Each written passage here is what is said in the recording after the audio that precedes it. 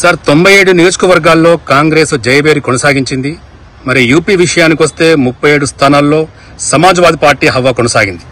మరి బెంగాల్ విషయానికి వస్తే తృణమూల్ జైకొట్టిన ఓటర్లు మధ్యప్రదేశ్లో బీజేపీ కంచుకోట క్లీన్ స్వీప్ చేసింది.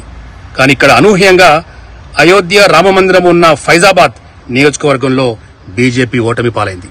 దీన్ని ఏ విధంగా చూడొచ్చు?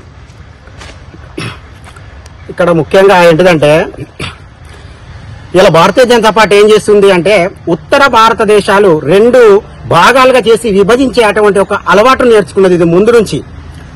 ఎందుకు అంటే ఎప్పుడు ఉత్తర భారతదేశానికి సంబంధించినటువంటి వ్యక్తి ప్రధానమంత్రి కావడం వల్ల ముఖ్యంగా ఉత్తర భారతదేశానికి సంబంధించిన వ్యక్తి ప్రధానమంత్రి కావడం వల్ల తన స్వార్థపూరిత రాజకీయాల కోసం ఉత్తర భారతదేశం దక్షిణ భారతదేశం ఒకే భారతదేశాన్ని 2 భాగాలుగా 2 ముక్కలుగా విభజించి పాలించడం నేర్చుకుంది.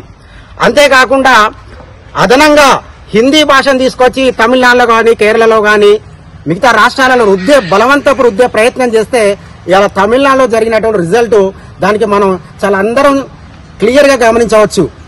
మీకు కావలసినటువంటి ఎన్ని సీట్లు వచ్చినాయి ఆల్రెడీ మీకు తెలుసు.